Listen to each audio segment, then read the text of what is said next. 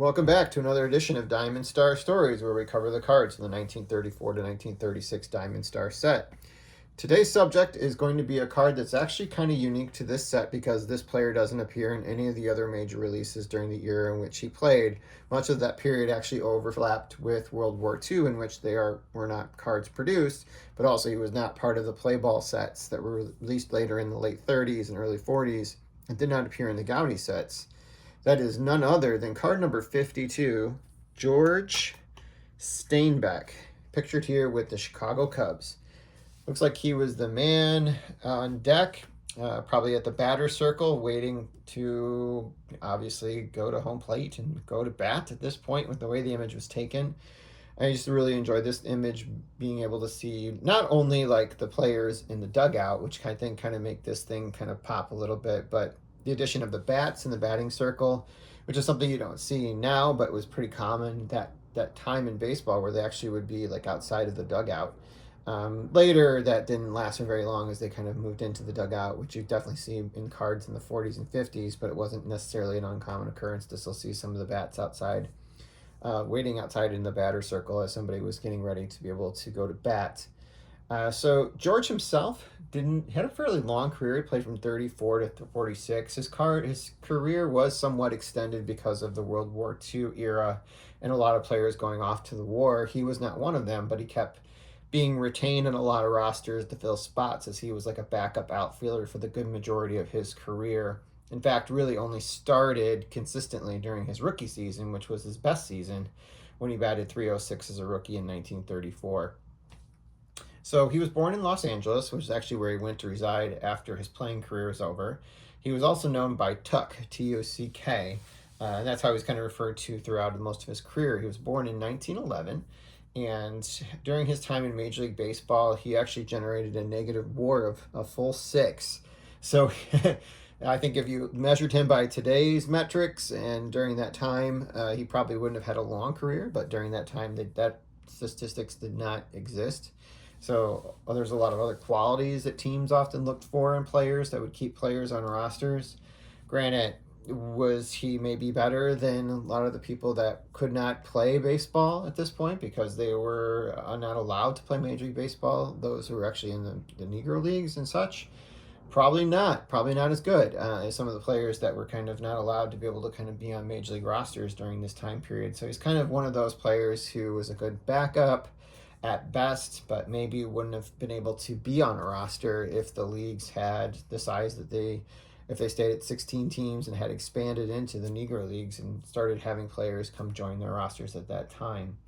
He had 585 career hits and a .259 average for his career, hit 17 home runs, and knocked in at 204 RBIs, but he was able to be parts of 4 World Series teams, actually, which is pretty cool. During his period of time, he was able to be parts of different World Series. He was on the losing side of it in his first 2 appearances, in which they lost to on 35 and 40. I believe it was to, I think, the Cardinals one year. Not the Cardinals, I'm sorry. It might have been the Yankees one year, and I think he was on the Tigers in 40 and lost to the Reds. But by the time he came to the New York Yankees towards the end of his career, he was able to be parts of 2 different World Series in 42 and 43. They lost in 42, but and won again in 43, and he was able to appear in several World Series games over those 2 years, whereas he didn't appear in the World Series in his previous appearances, or his team's previous appearances in the World Series. During his career, he played for the Cubs. He was traded over to the Cardinals as part of the deal that brought Dizzy Dean over to the Cubs, a trade that didn't work so well for the Cubs because by that time, Dizzy Dean's arm had already kind of been blown out, so he didn't pitch very long or effectively with the Cubs. Played 1 year for St. Louis, then went over to the Dodgers briefly. Played a little bit longer after he went over to Detroit and played with the Tigers.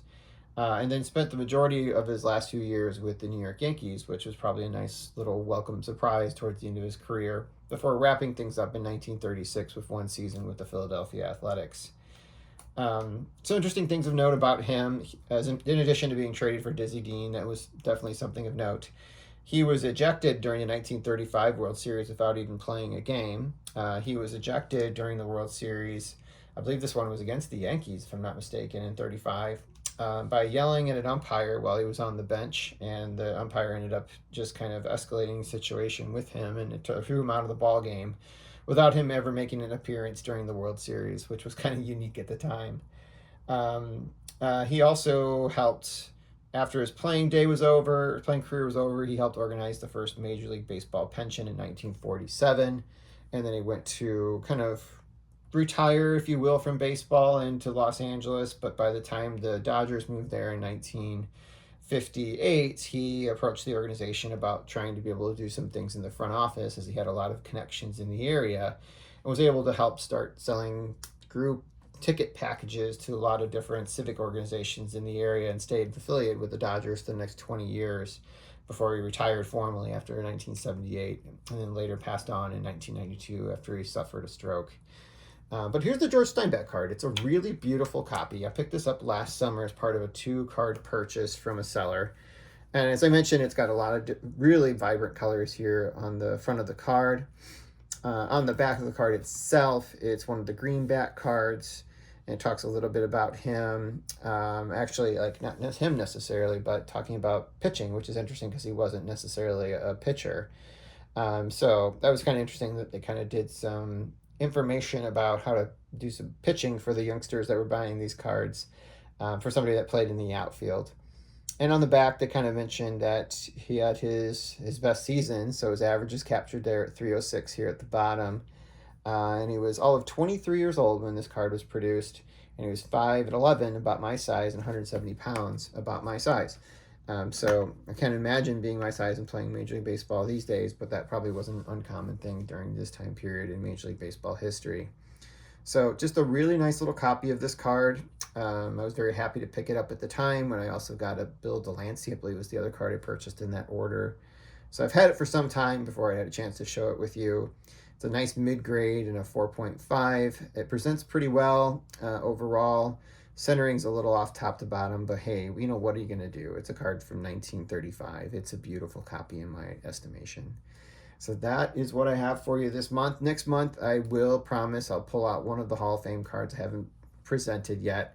I feel like I've been holding you off on you guys, but I hope you kind of enjoy these little stories about these players that have kind of been all but forgotten unless you're kind of putting these sets together. And for many people who are collecting these cards, they're often looking just for the Hall of Famers. And for me, I like to be able to capture all of the essence of the set and all the players that are captured within it. And George Stainback was just one of them. So have a great rest of your week.